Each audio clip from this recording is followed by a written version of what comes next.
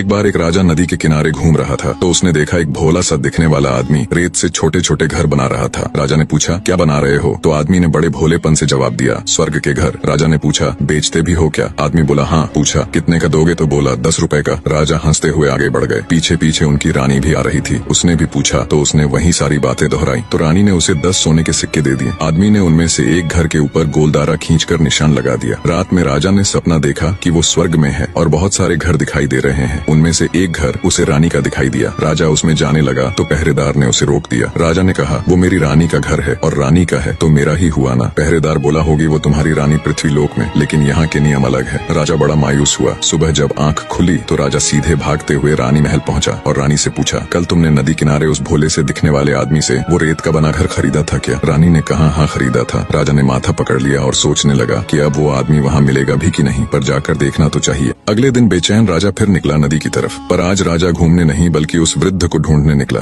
आज राजा कल की तरह खुशगवाह नहीं बल्कि बेचैनी में धड़कते दिल के साथ सोचता हुआ निकला कि काश आज फिर वो मिल जाए तो काम बन जाए। देखा तो वृद्ध वहीं बैठा हुआ है। नजदीक जाकर देखा तो काम भी वहीं कर रहा है। राजा ने फिर से रुककर पूछा, क्या कर रहे हो? पर आज उसका दिल धड़क रहा था, क्या पता कोई और बात कह दे, अच्छा हो कि वही जवाब मिल जाए। वृद्ध ने भी वही जवाब दिया, स्वर्ग के घर बना रहा हूँ। राजा का कुछ दिल ठहरा तो बोला, अच्छा बेचते भी हो? हाँ हाँ, मैं बनाता भी हूँ और बेचता भी हूँ, वृद्ध ने जवाब दिया। राजा ने एक हाथ जेब में डालते हुए पूछा, कितने का है? बोला, तुम्हारे पूरे साम्राज्य का। राजा हैरान होते हुए बोला, कल तो 10 रुपए का बता रहे थे। वृद्ध ने मुस्कुराते हुए कहा, जनाब कल मामला बिना देखे था, आज तुम सौदा देख कर आए हो। राजा वृद्ध के पांव में गिर पड़ा। निष्कर्ष, असली मामला तो बिना देखे उस परमात्मा में संपूर्ण विश्वास का है। अगर वो पहले दर्शन देने लग जाए तो हर कोई ही उनकी भक्ति करने लगेगा।